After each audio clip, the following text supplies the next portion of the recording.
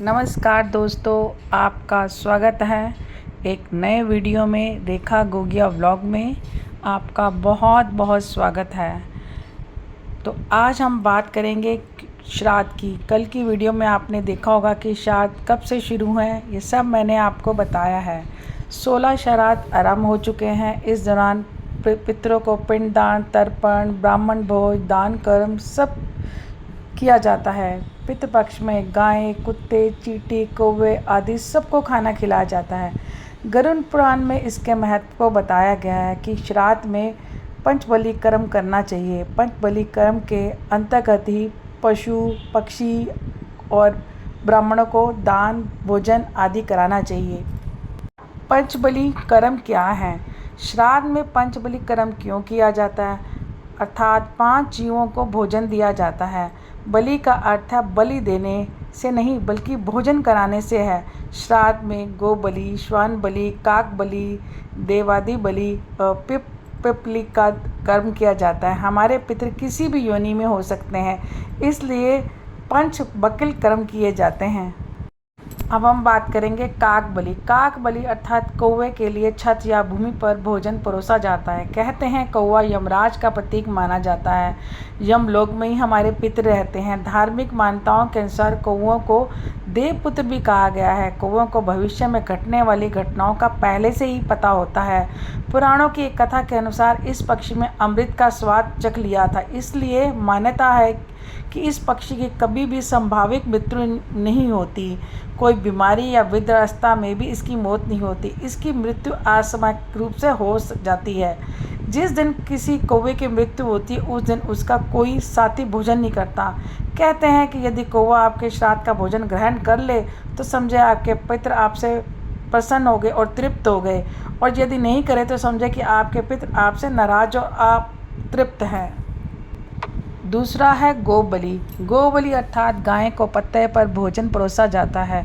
घर से पश्चिम दिशा में गाय को पलाश के पत्ते पर गाय को भोजन कराया जाता है। गाय को गोभ्यो नम कहकर प्रणाम किया जाता है। पुराणों के अनुसार गाय में सभी देवताओं का वास माना जाता है। अर्थ वेद के अनुसार धेनु सदा नाम, रई नाम अर्थात गाय समृद्धि का मूल स्रोत है। गाय में पॉजिटिविटी होती है और जो उसके अंदर भाग्य को जागृत करने की क्षमता होती है। कहा जाता है कि गाय को अन्न और जल देने से सभी तरह के संकट दूर होकर घर में सुख समृद्धि के द्वार खुल जाते हैं। प्रतिदिन गाय को रोटी खिलाने गुरु और शुक्र को बलवान बनाता है और धन की समृद्धि होती है। अब बात करेंगे श्वान बलि। श्वान बलि अर्थात कुत्ते को पत्ते पर भोजन परोसा जाता है।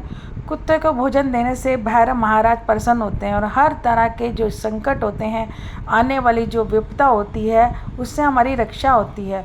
कुत्ता आपकी राहु केतु के जो बुरे प्रभाव और यमदूत, भूत प्रेत आदि से रक्षा करता है। कुत्ते को प्रतिदिन भोजन कराने से जो हमारे दुश्मनों का जो हमारे भय जो होता है वो सारा मिट जाता है।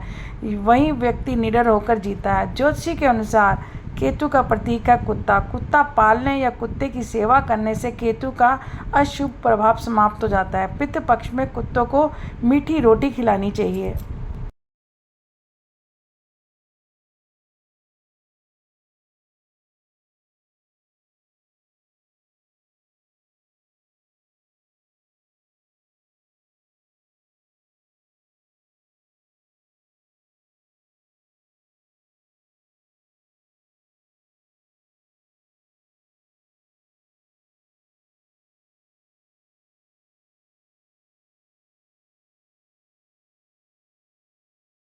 बात करेंगे पिपलिक आदि। पिपलिक आदि अर्थात चींटी, कीड़े मकोड़ों आदि के लिए पत्ते पर भोजन परोसा जाता है।